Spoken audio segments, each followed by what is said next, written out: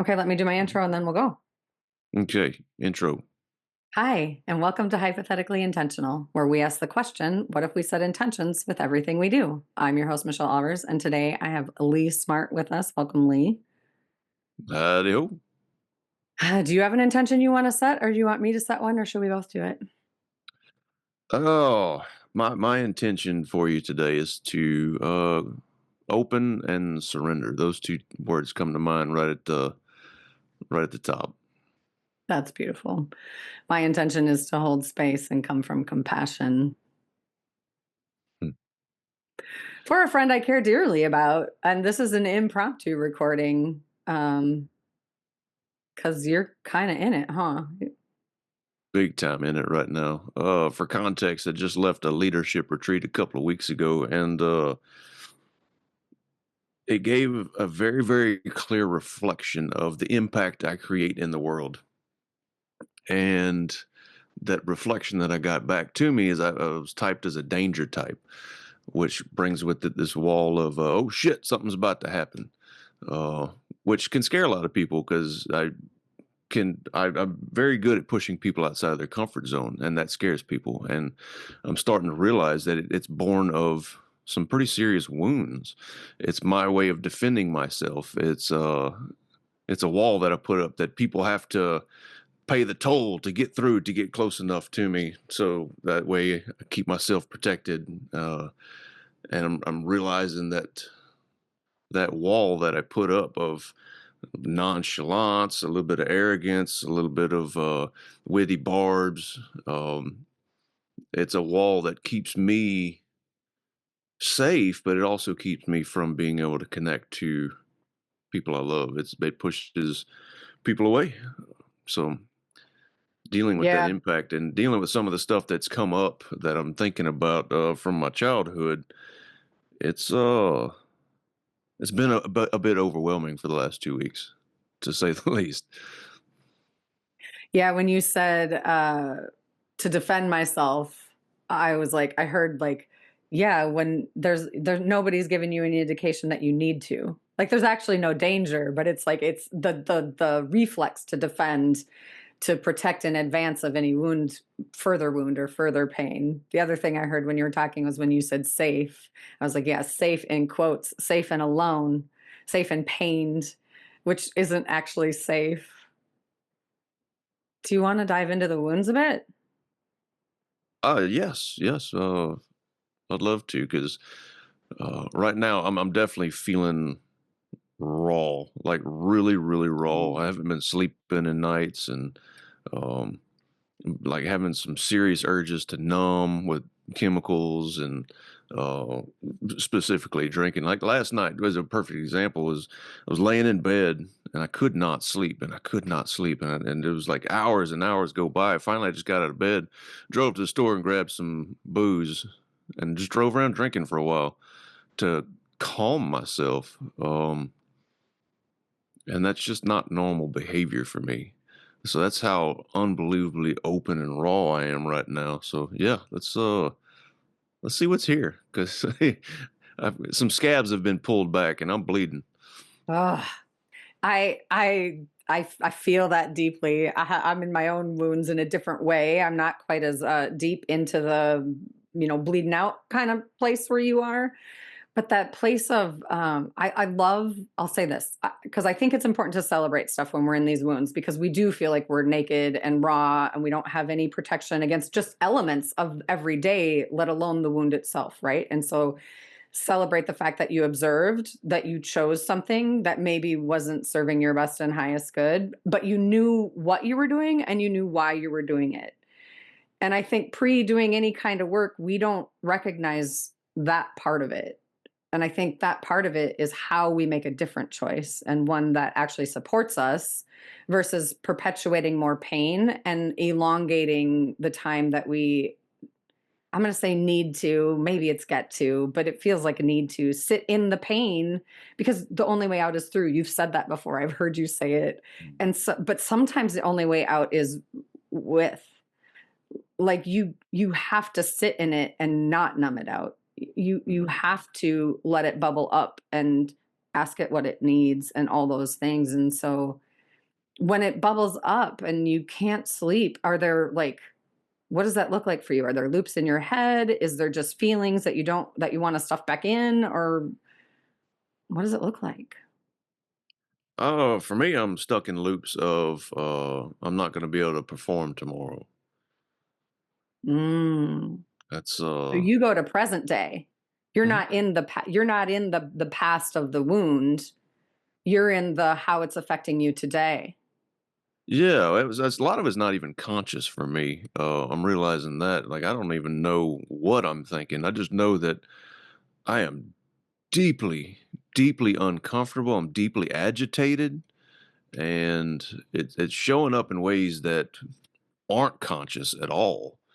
And I'm trying to put consciousness to many of what these deeper feelings are. I just know that I'm freaking agitated.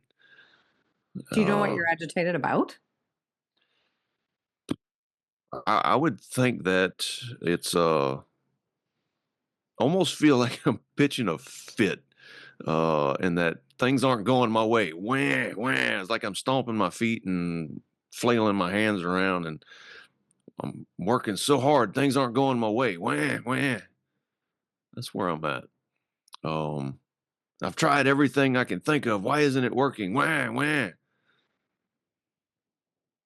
That well, now I want to open the inner child door because that's not resourced Lee, like wisely, like today Lee who has lived experience and has an inner wisdom that he knows how to connect to. That's inner child Lee.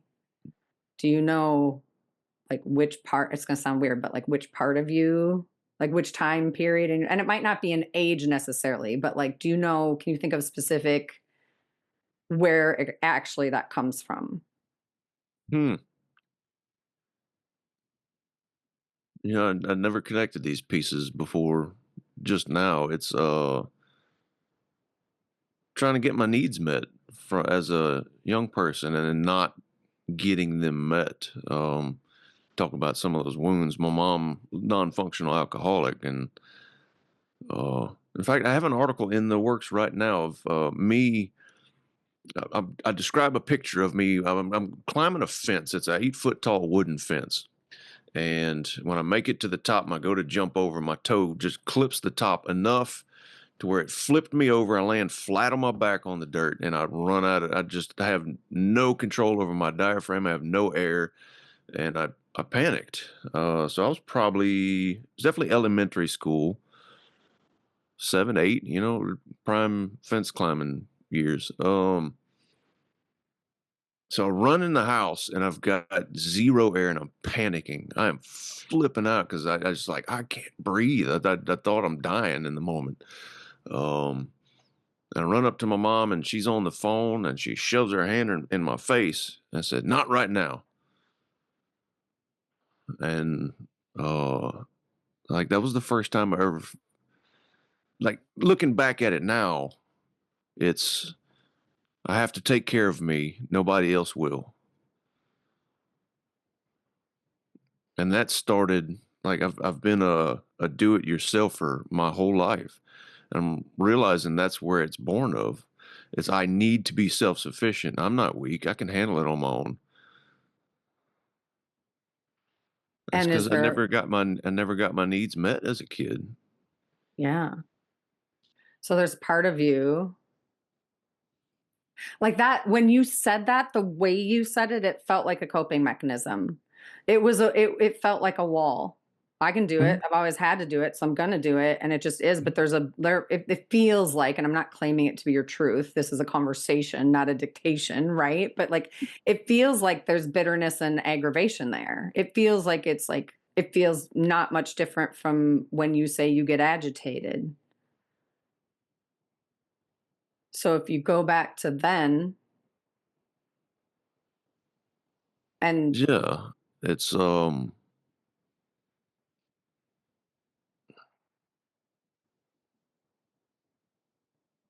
don't know, it's this deep sense of, like, I don't wanna feel like I have to have it all together all the time. Mhm. I want to feel like I can let go and have somebody just fucking hold me and say it's okay. It's going to be okay. Have you done that ever? No, no, my wife tries. She tries to get in and she tries to comfort me. She tries to be there and to hold me in those moments. I won't fucking let her because I don't even know how to accept it. I don't know how to let her. I don't know how to receive it. When you think about receiving it,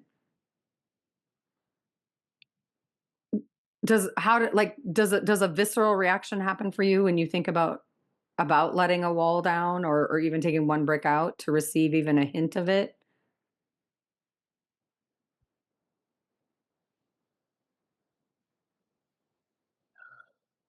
You remember what was it, the Truman Show with Jim Carrey? Vaguely. So he's in this container and his whole life is being filmed. And so when he looks out at the horizon, he's actually looking at a wall. It's not the real horizon. Mhm. And he ends up going out on a boat near the end of the movie, and they turn the storms on. And after they almost kill him with the storm because they turn him on with all the machines, right? And but he kept on going. And then all of a sudden, he comes up against the wall, but it doesn't even look like it's a wall until he hits it. And it's like, boom, there's that wall. And that's what I feel like my wall is. Like, I can't even perceive it. I don't even know it's there. I wouldn't even know how to start taking a brick down because I don't even know where it starts. I don't know where the wall starts, but I know it's there. I feel like I'm flying. I'm in that storm right now. I'm headed towards that wall so I can go try and get on the other side of it, but I don't know don't know what it looks like on the other side of that wall. I don't know how to even start dismantling the wall. Is it possible? This is like a messy download. And I want to be really careful not to project or put anything in there. So if it doesn't feel true or resonate, like that always your intuition always trumps whatever I got coming in, right? Mhm. Is it possible that the thought of receiving anything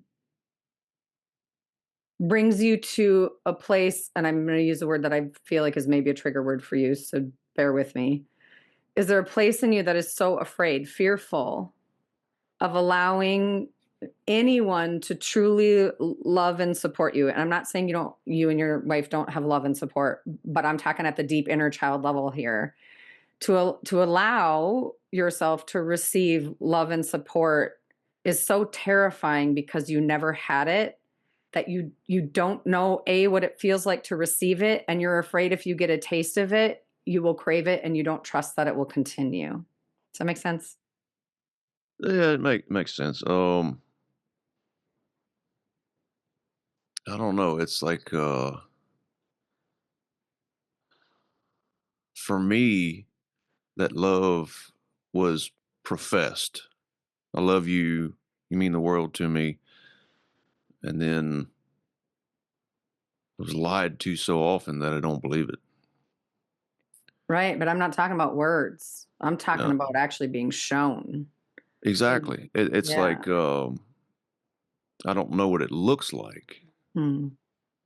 Right? I don't blow. Even if it were to show up, I wouldn't even know what it looks like. And I wouldn't believe it if it's That's really it true. You know? right there. That's it. Yeah. Because there's a piece of you that doesn't believe it's possible because you've literally never experienced it. Mhm. Or at least you're telling yourself you've never experienced it, right? You've never actually felt it because the walls are up so tight, Mhm. right?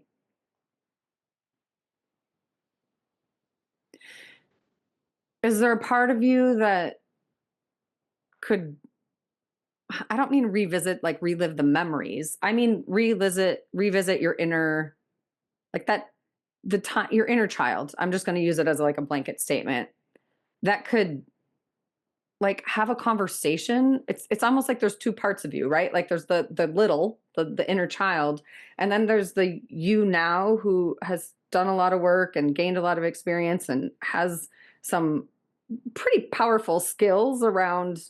I mean, you wouldn't be helping others if you didn't have the skills, right? So Yeah. could skilled resourced you have a conversation with inner child you and ask what you needed and talk about that? Like, let that inner child know that, yeah, it sucked, but also you did find a way to get at least some of what you needed because you're here, and you didn't have all the skills you have now, but you do now. And so you can like go back and almost like give yourself what you needed in that time period, like today. Because I think there's something about like, I don't know, when I do it for myself and when I do it with clients, there's something about that inner child where like I'll be teaching and I'll go into a wound and I start talking different. It's like my 14-year-old self comes out and I am every other word is a swear word. I kind of get that angst and anger coming out and I acknowledge it. And I'm like, hey, this is that part of me. And me teaching in this moment and holding space for that part of me reminds me that, A, I'm not there anymore. It shows me that I still need something to heal that completely. And it also gives me an opportunity to hold space and show myself love and even celebration that like it gave me enough gumption to get to where I am today. Do you feel connected to that part of you or do you just shut that down? I've done pretty fair amount of inner child work. I've mentioned in our other podcast that Ken Mossman has been one of the people that has led me through this with his integrated adult man program. And I remember the first time we ever had an inner child exercise. We were fully on in the visualization. I could see my inner child as if he were 100% in front of me and real. And then whenever I introduced my adult self to him in this visualization, he turned his back on me, started walking away. That's how unbelievably wounded that poor boy was, that he just didn't trust I was there to love him. At first, I took it personally as an adult. Yeah,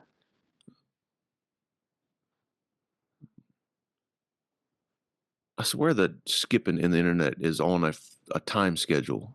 maybe.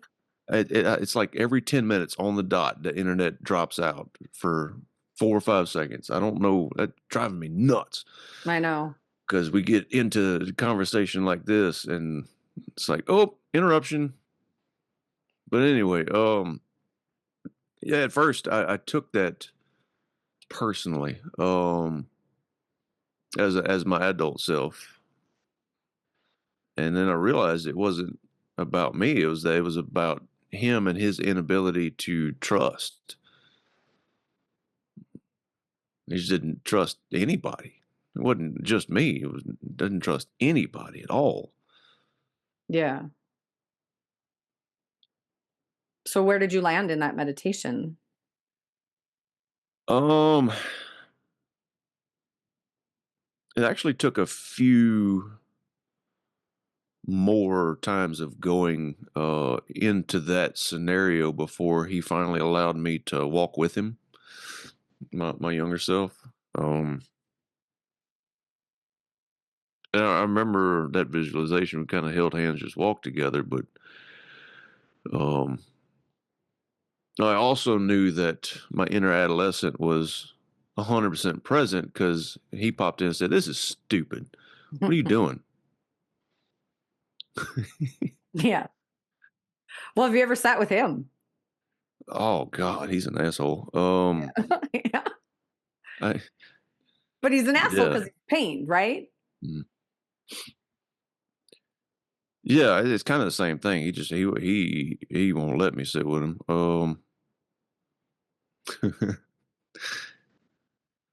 So It's fascinating to me.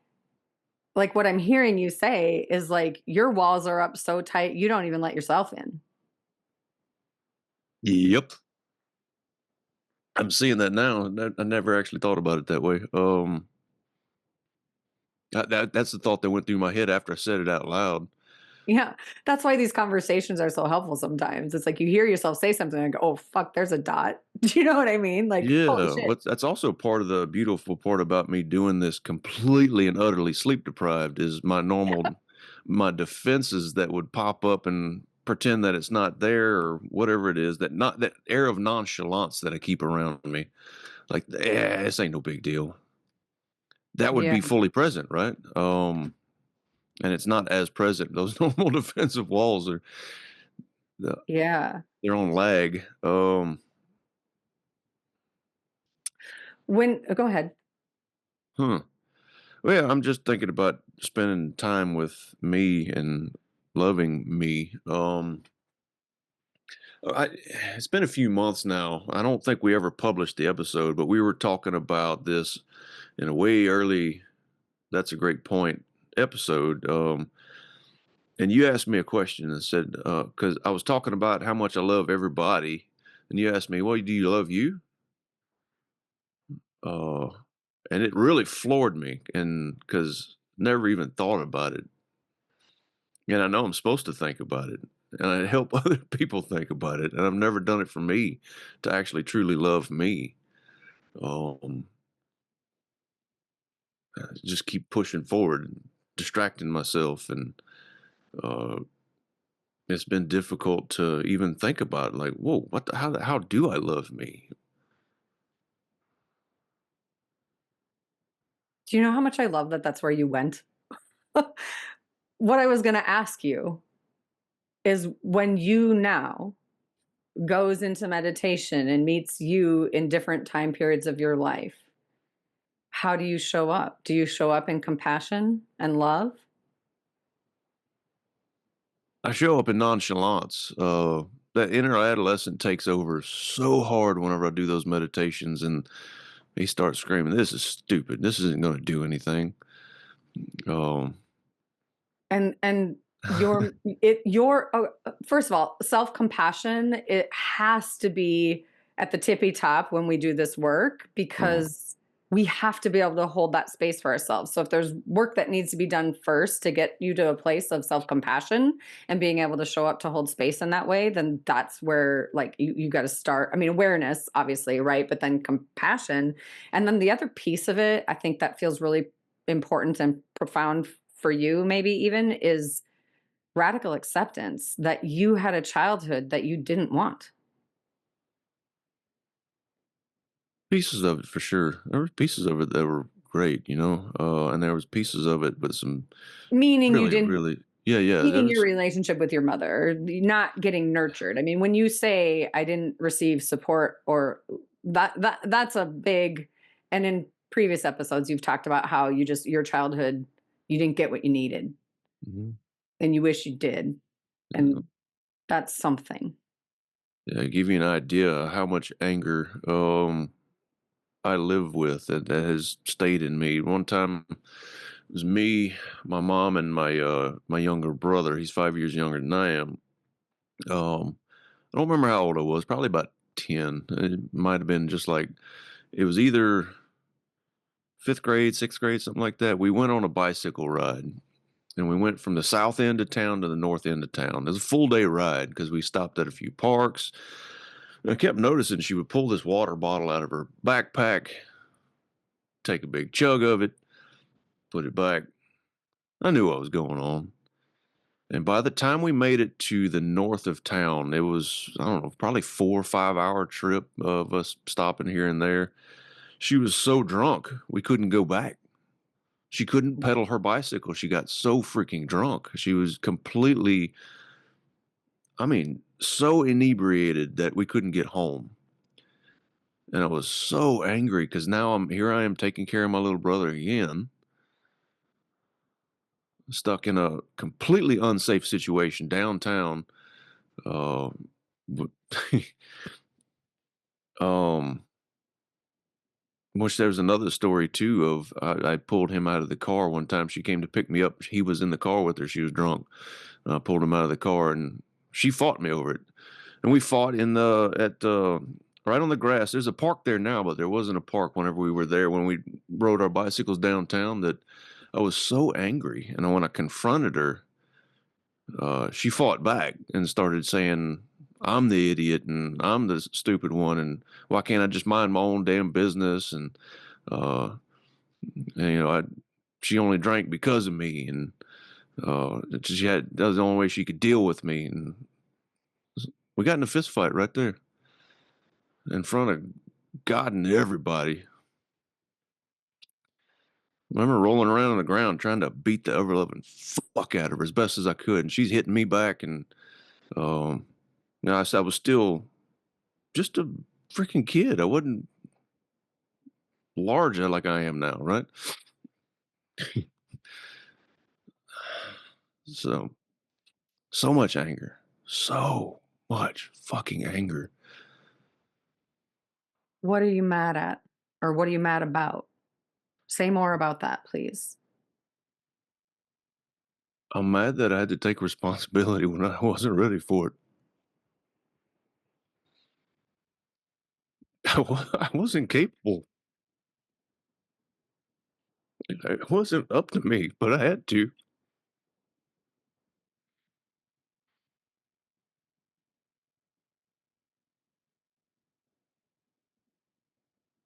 There it is.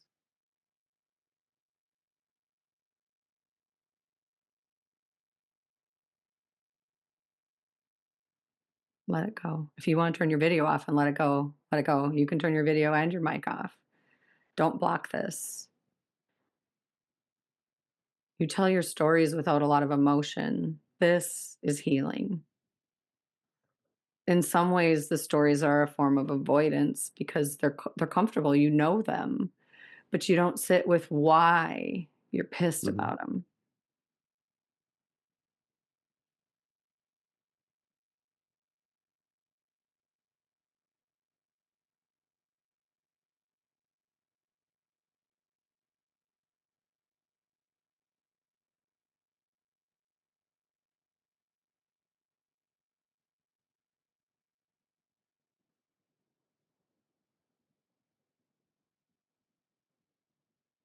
I had to grow up so early. It I remember in a previous episode we talked about play and it was like it took your breath away. It was like you got gut punched. You kind of were like, I don't play. Of course you don't. You didn't get to. You never learned how. Yeah. You still can. I don't think that's 100% true. Um, but yet, even looking at it, it's like play was a form of avoidance. It wasn't play for play's sake. I played then because it's the only way I can not be in what I was in. Mm, Like the video games for hours and hours and hours, weeks on end, were just a way to avoid,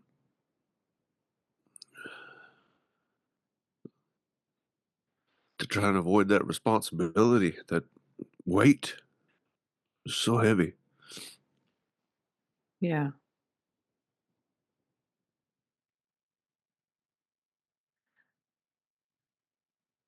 There's so much awareness in you right now.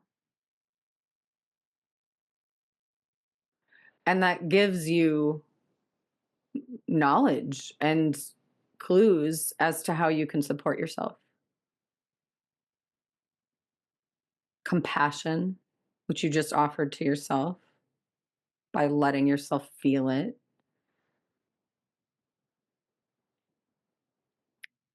Awareness that avoidance can get really loud for you to the point where sometimes you miss it, which is true for anyone doing healing work. PS. Means you're doing the healing work, you know? Mm. Um, but knowing that, knowing that, can you set an intention to observe through the lens of how am I showing up and why?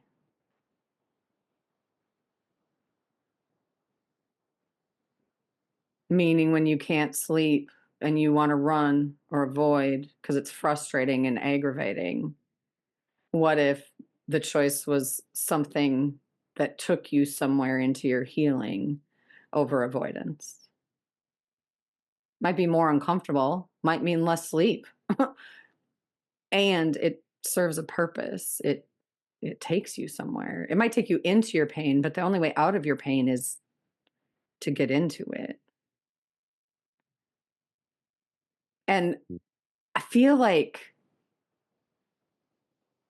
finding that compassion that you just offered for yourself and connecting with that place in you and then going to visit your inner, whether it be adolescent, child, 20-year-old, doesn't matter, right? Ages, it doesn't matter about the ages. I mean, people can hang on the age. It's like, that doesn't really matter. But if the age is a helpful connector for you, great. Go to your 8-year-old boy, your 10-year-old boy who went on the bike ride and give him what he needed with compassion, not anger, not frustration, not like the 10-year-old is already angry. The 40-ish year olds can be love, can be strength, can be wise. And the strength is always there, right? It doesn't feel like it when we're in it, but it is, because you were able to take care of your 5-year-old brother when you were 10 because you had that strength. You didn't have a choice. You were in survival. You were thrown into it and you found a way. And it sucks that you had to. And sometimes I feel like our inner child just needs a fucking hug. And we need to be reminded that there might be bits of ourselves that we left in that story, that we left in that time frame, bits of ourselves that would actually be useful and helpful now, but we left them there because we blocked it all up and we locked it up tight. It's like you're not in that state or that space anymore, but there might be a part of you that wants to pull forward and come back into your heart.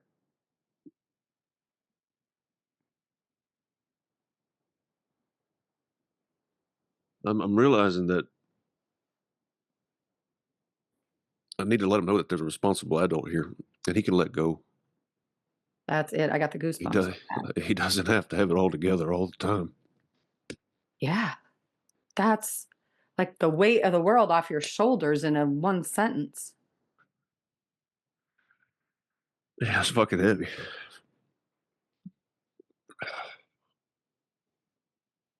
What does that look like for you? Not having it together all the time. Today, not then, now. Oh, that self-flagellation. Like, if I don't have it together at every moment, then there's some serious, yeah, I guess shame. Uh, Yeah, it's I'm funny that saying, oh, go ahead. I had a conversation with Ken one time and said, "Hey, we were doing this shame work in this course, and I'm not connecting with it. I'm wondering if something's wrong with me." He's like, "Well, I mean, I wouldn't invite anything in if it's not coming up easy, right?" And it's my avoider, that avoidance is wouldn't even let me see it. I don't know why, but it's like I'm so blind to my own shame that uh and now we're looking at it through this lens. It's because, oh no, I've got my shit together. I don't have any shame. We're good. It's good. Oh, it's fine. And Yeah. that's where I end up going, is that it's shame. It's like I whenever I don't have it together, then it's not okay, right? Yeah. And I wonder, what does it look like for you if you allow yourself to today, like, currently, to not have it all together and to lean into your wife, your inner circle, your people, your pod, me, friends, loved ones. Does that feel a little more possible, knowing that you are resourced? Your inner child doesn't have to keep everything together all the time. and you get to be human. You get to be vulnerable. That word human really, really stuck out because I've tried so hard for so long to be superhuman. Yeah. Well, you had to Hell, be at 10. well, even as a kid, I'd reading all the comic books and how much I wanted to be. Like, Wolverine was one of my favorite characters in the comic books a long time before those movies came out, and, I wanted to be like that, that air of nonchalance, like, "I've got this. We're good."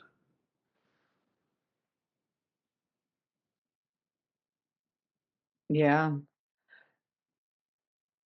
I've got this, we're good.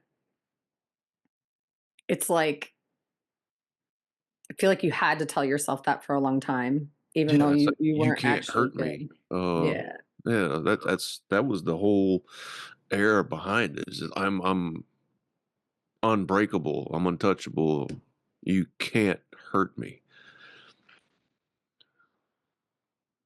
And in all of that, there sits Mhm. Lee's inner child and inner adolescent pained, Yeah.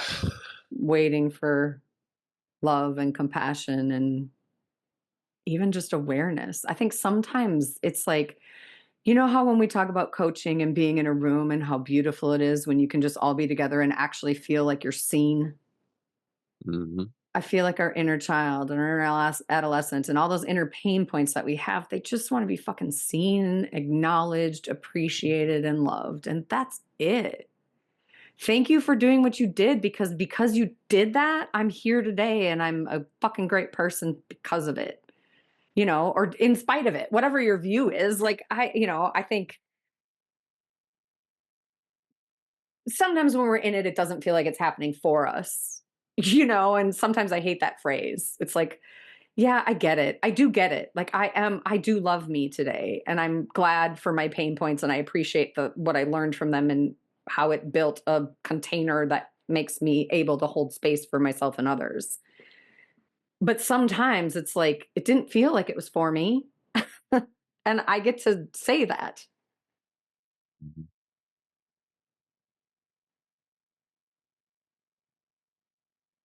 What if what if you don't have it together? What is that even definition? What if what if there's some playfulness in a surrender of what if I explore and be inquisitive and be an observer and actually ask what I need versus being in reflex all the time? Reflex is exhausting. Mhm. Yeah, reflex is exhausting. It's like We have a mutual friend that I keep trying to tell. Um, reflex is exhausting and it's not sustainable. At some point, you have to do the healing. Well, you don't have to. I shouldn't say it that way. mhm, mhm, But it isn't sustainable. And at some point, you will hit a bottom for you. Everybody's is different, where you have to make a different choice because you literally can't take one more step. mhm. I feel like you've been dancing that dance a little for a while of you want and need something different and you've been trying to figure out what that might be. Mhm. Yeah, yeah, it's definitely been, I'm in such a survival state lately that it's I'm either all on and I'm doing a bunch or I'm stuck in a freeze state, and there's no in between. I can't put it in, uh, second gear and just cruise. I'm fully redlined or nothing's happening. And, it's got to run to keep from hiding. I was thinking about the Allman Brothers right now. That's exactly what I'm doing. I'm running because there's this all the work that I'm doing, all the processing and the everything that I'm digging up is got me so off balance. and I don't have it all together. I'm trying to hold it all together. I'm like, oh, I'm good. I'm superhuman. I need to make sure that I'm 100% look like I've got it all together, right? And I don't. So I don't know what it looks like to allow myself just to. I feel like that's what my inner child really needs is just to fucking fall apart. Yeah. And to know that to fall apart doesn't mean it's not going to not be okay. It's like it's okay to fall apart because it's not going to last forever. And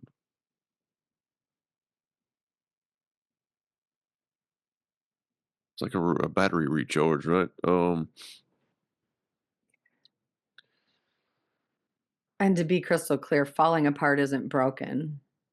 Falling apart is perhaps for the first time truly feeling the wound, or just truly feeling yourself, your reality, whatever that looks like.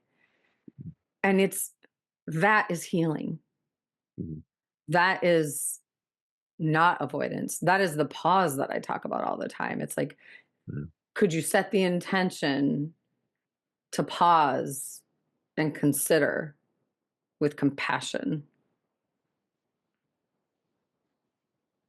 And then mindfully choose, again, with compassion and intention, how you want to show up. What do you need? Consider you loving yourself and supporting yourself and offering yourself what you need, and understanding that more often than not, that doesn't feel together. It doesn't feel perfect. It doesn't feel powerful even sometimes until you're on the other side of it. Then you're like, fuck yeah, that was hard. And I fucking did it, you know? But to be in that place of the pause, finding compassion and love and nurturing to receive from yourself first, you might be surprised at how those bricks change and become a little malleable, maybe even morph into something different that is just a little more movable. Yeah, well, I mean, to do something like this in public would have I know. been completely unheard of just a couple of months ago. So making significant leaps and bounds and progress very quickly, or at least I hope I am, because Oh, I'm because 100%. I'm kind of falling apart in public here. Which is cool. It's actually kind of I imagine it's going to be neat for people because if you watch our other podcast episodes, you can see the progression of or the digression of I was editing one of our episodes and I could not speak well. My English was not Englishing, and my brain is that far off, right? And then ended up crying in the episode that we published today for the Friday. I don't freaking cry. Um, I'm reminded of my uncle's funeral. So my uncle was 32 when he died in a boat accident. It was 1998. And at his funeral, I was all jokes. Mm. I was lifting everybody's spirits. I'm good. I'm superhuman, right? I've got this.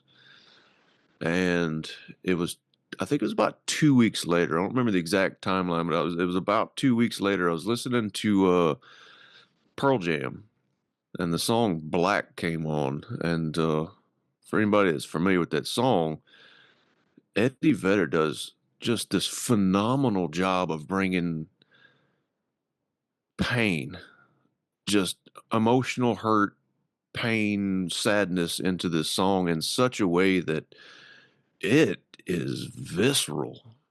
And whenever I was listening to that song in the dark in my bedroom, that's the only time I cried for him.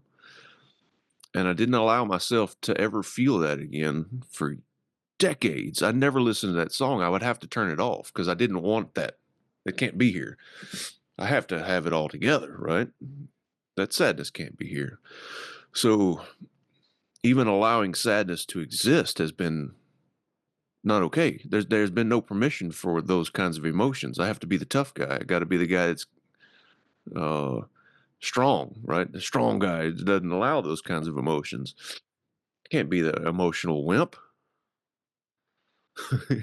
um, recently, I rediscovered that song, and 2 days ago, I learned how to play it and sing it. Uh, and I've been taking myself there on purpose. That's almost kind of like been my somewhat it hasn't been a conscious thing. It was just like, oh, I want to learn that song. And I've been thinking about doing that for a little while. And I learned the song and I've been playing it, and holy crap, I'm channeling so much of that same kind of emotion that Eddie Vedder can bring to that song that I can bring myself to tears in singing it. That's amazing. It's fucking gorgeous. It's so gorgeous. And so I played it for my kids the other night, and my middle daughter, she's doing that turning into a teenager thing, having the big emotions, and I got finished playing it. She says, "That's just too sad." Oh man. So apparently I'm doing a good job. But allowing emotions in that never had permission before, and being safe in them, to know that it's not all falling apart just because they're here. Mm. It's been hard. It's been hard to even allow it to be here because I've never allowed that. If a deep dark emotions come up, the agitation or the sadness, I've always just avoided it and tried to put on an air of jokes, an air of I'm fine, I've got this, an air of workaholism, alcoholism, pornography, I'm gonna go watch some TV, whatever, video games, which I haven't done that as an adult, but that's pornography either. But hell, it's like every time the agitation and the deep dark emotions come, that was how I dealt with it, was, you know, avoidance. And avoidance came through numbing. The numbing came as all kinds of different forms. Work was one of them. Exercise is another one. It's just been a way for me to not allow that to be here. Because bad emotions. I'm sad. Let's go change it as fast as possible. Go work out.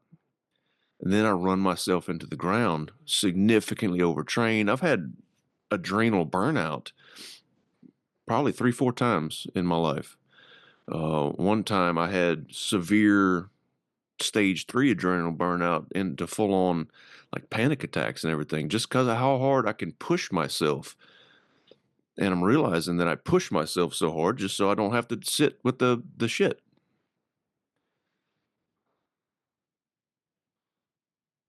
Did So you get where all that? I saw it froze again. I did. Yeah, it just froze at the very, very end. Yeah. Okay, cool.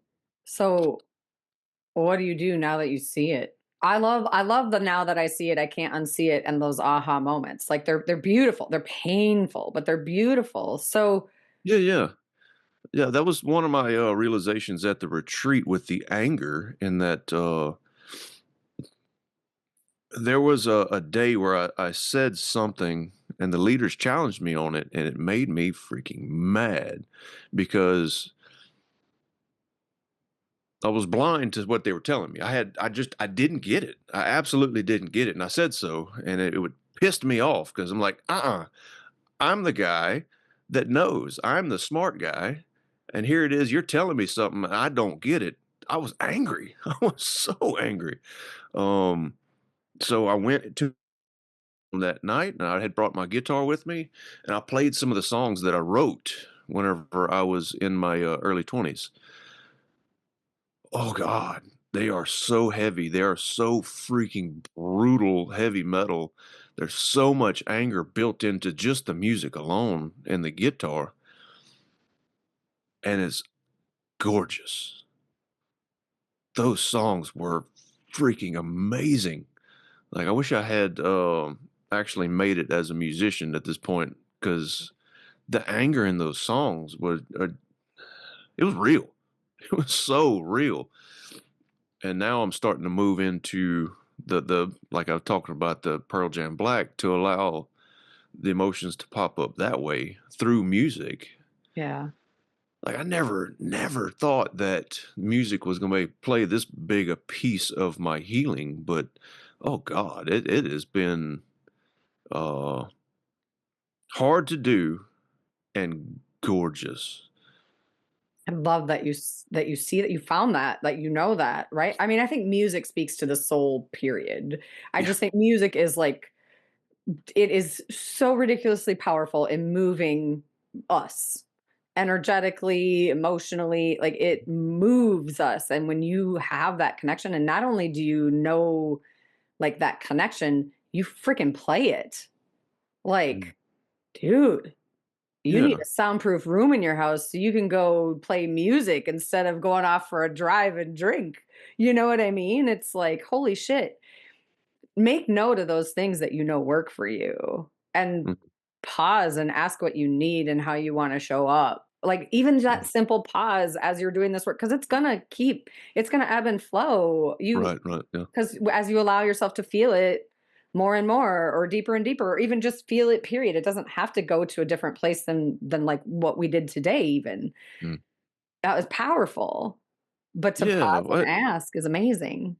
there's such a key piece of the human existence is we are emotional creatures, and if we turn that off, we turn off ourselves. We cut ourselves off at the freaking neck because there's so much information in emotions, and if we're scared of them, or if we're afraid to allow them to exist, we cut off key pieces of data we need to operate our lives.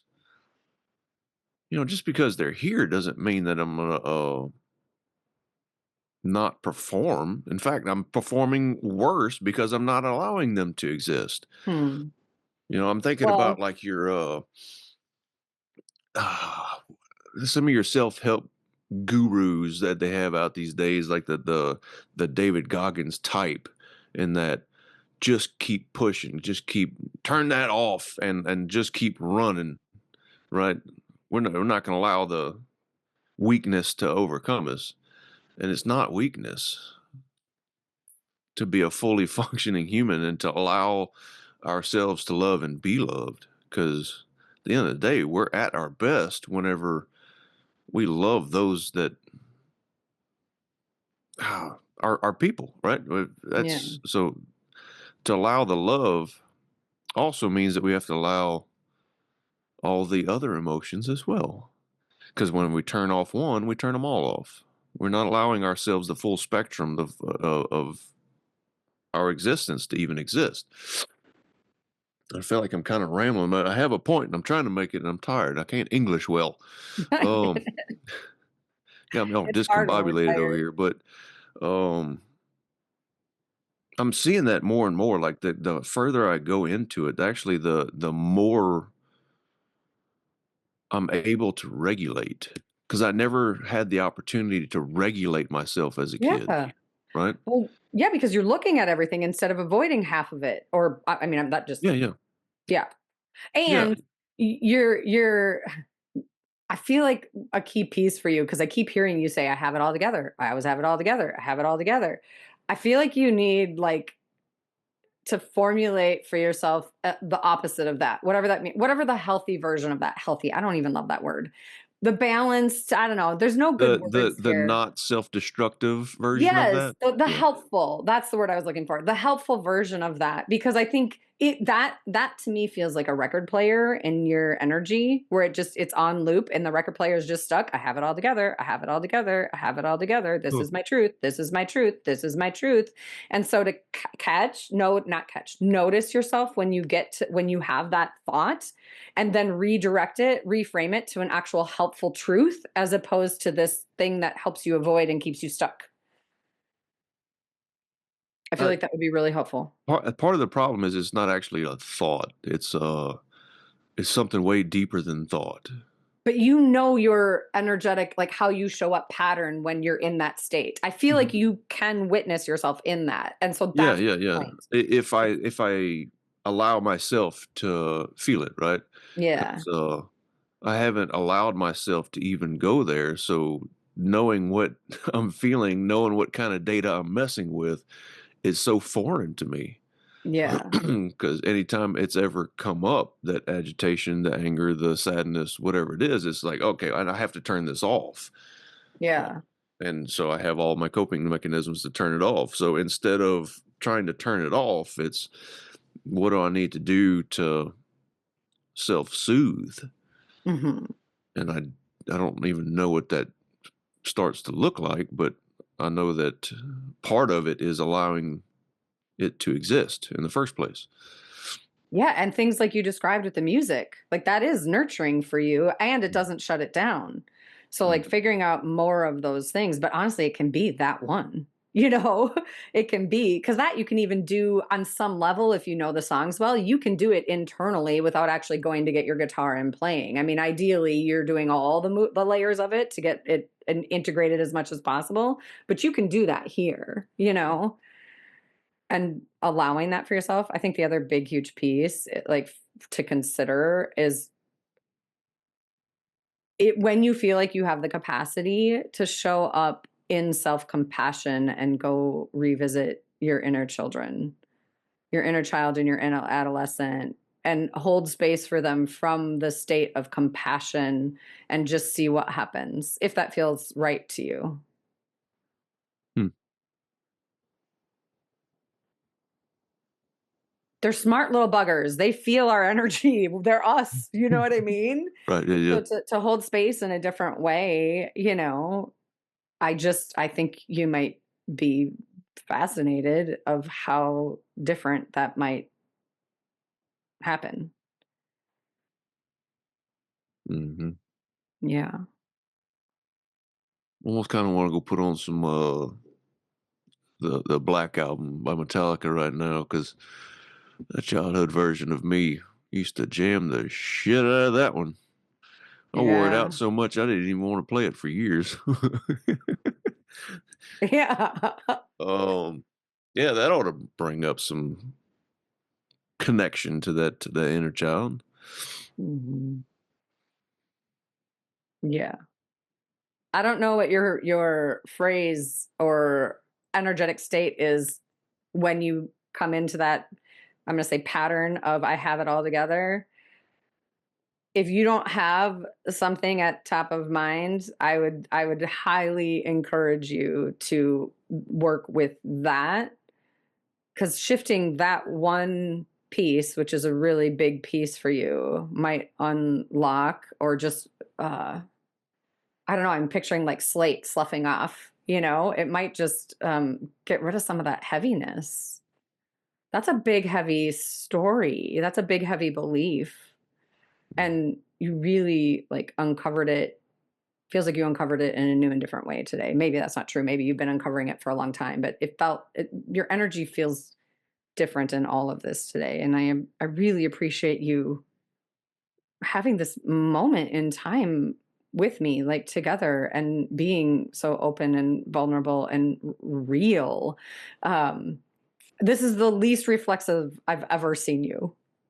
Like Oh, your reflexes just sort of like simmered down and took a sleep. You know what I mean? And and mm, and you really just allowed yourself to be with yourself, and then you were willing to do that on mic. And I really believe that when we have these kind of conversations, that people relate to it. Their story might be vastly different, but there's pieces of it that they can internalize and recognize and say, "Oh, holy shit, I'm not the only one. That mm. feels good." Look at him. He's cool. I enjoy him.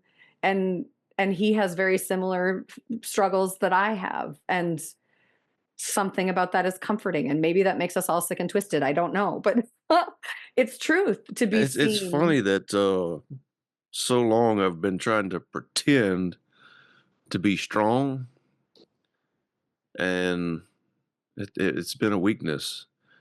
And Mm. now that I'm diving into what I felt was a weakness, it feels strong. Fuck yeah. Yeah. Uh, Oh man. well, anything else you need and anything else you want to share before we wrap up? I'm just here in utmost gratitude and love for you, my friend. Yeah, I appreciate the conversation. This has been cathartic, Mm, for sure. right. There's a whole lot of other words that come to mind too, like gratitude and um, like I have so much love for you. It's mutual. It's reciprocal.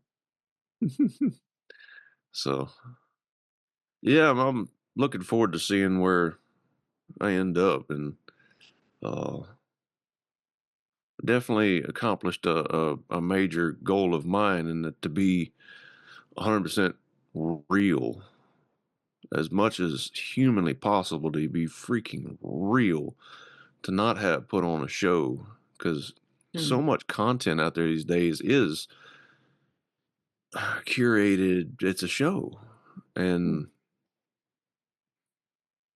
to be able to have the opportunity to put something real out there, this is me literally going through the shit in public. It's like, whoa, Yeah. uh, Yeah. Yeah. um, so yeah, no crawfishing now, Shy. I tell you that. You ever watch a crawfish? They go You've backwards. talked about this before. Uh huh. Yeah. So whenever I say somebody's crawfishing, it's like they creep up forward a little bit and they're like, oh, flap that tail, and then they go backwards real quick. Yeah. No crawfishing. Yeah. I mean, there does come a point in the healing journey where it's like you're in it. You chose to step into this part of the well, so to speak, and you're going through it. You're not Mhm. alone. You get to be supported in that, and you put yourself here, like literally, and Yeah, yeah, yeah. you are the way out, and you don't have to do it alone. So that being said, I want to make it really crystal clear, and I know we're friends, and you know this, but it's important for everyone out there to know it as well. Like when we close this podcast and the mic turns off, lean in, and I'm here if because sometimes when we have these conversations, more bubbles up, and then we're like, holy shit, now I feel lost and I don't know what to do. It's like, if anything like that happens, anything at all, or if you just need anything or whatever it is, like reach out. This isn't like close the door, peace out, bye, fuck off, have fun, you know? This is like, Yeah, well, yeah, you don't have to worry about that. I've got it all together. It's yeah, okay. okay, hey, I see what you did there. Crawfishing, are ya? Calling you on that bullshit. I think it's also very important, shifting gears a smidgy. How do they find you? How do people find you if they want to connect with you, even have a conversation or ask you questions if you're open to that, or also work with you? I mean, clearly you're doing the work, and Mhm, those are mhm, the people that I find the most refreshing to work with because they understand in a different level. mhm. Yeah, it's amazing how much work I've done, and it still feels like I'm just starting to do the work. I've been doing this for years. I help other people go through this and have for years. And even with all that experience and knowledge and real life exposure to it, hell, in the retreat, there was a one particular gentleman. I'll leave off with this last story, and then I'll give the rest. I don't want to share too much of his story, but there was a deep need to be happy, and he had a lot of really compelling reasons to go out there and live a happy life. And I saw it immediately in him. My avoider is so good, I can't see it in me. I'm blind to me, but I could see it very well in other people that, oh, wow, this dude is absolutely not allowing sadness to exist. He's not allowing grief to exist. He's trying to do happy. And so I stood up after he told his story and I said, hey, I want to give you permission to be sad. I feel like you need permission. I want to give you permission to be in the grief because there is no sunshine without or there's no appreciation for the sunshine without the storm. The crops don't grow without the rain. There are no heroes without villains. A hero cannot exist without a villain, right? So to allow the sadness, to allow the grief and to go through it, like the only way out is through, makes the happiness that much better. The appreciation for the happiness, and it ends up, before my scale went from -1 to 1, and the more I do this, I'm realizing that my scale's opening up to -10 to 10, -20 to 20. It's just going, there's a huge wide range. And the more I dive into the sadness, dive into the grief of how much loss there was in, I don't get stuck. Like, we are so afraid to get stuck if we allow it to exist, and it doesn't stay, right? It Everything's actually, temporary. yeah, Everything. the more we allow it, the faster it passes. If we don't allow it, it lingers in the background under, and it's waiting to just pounce on you. And sure enough, I gave him that advice, and he allowed it, and he went to it, and he was like, "Man, I'm so grateful for you." And now here it is, I'm following my own fucking advice. Ah, ye- Beautiful yeesh. thing. It's a beautiful thing, Yeah, my yeah. friend. So, um, leeasmart.com. Check me out on YouTube, Lee Smart. I have some That's a Substack great point. articles. That's Great Point podcast with co-hosts Alina Doran, Michelle Albers, and Lee Smart. Say more about the Substack. I interrupted you. I'm sorry. Yeah, the Substack. I have quite a few articles, all kinds of different ones. I have one of them I'm really proud of. It's called Happiness Gumbo. Uh, it's a recipe for happiness. Nice. Yeah. So What do yeah. you think? Was that a wrap for today? Oh, that's a wrap. Nice work. Thank you. Thank you. Bye. Be you every day.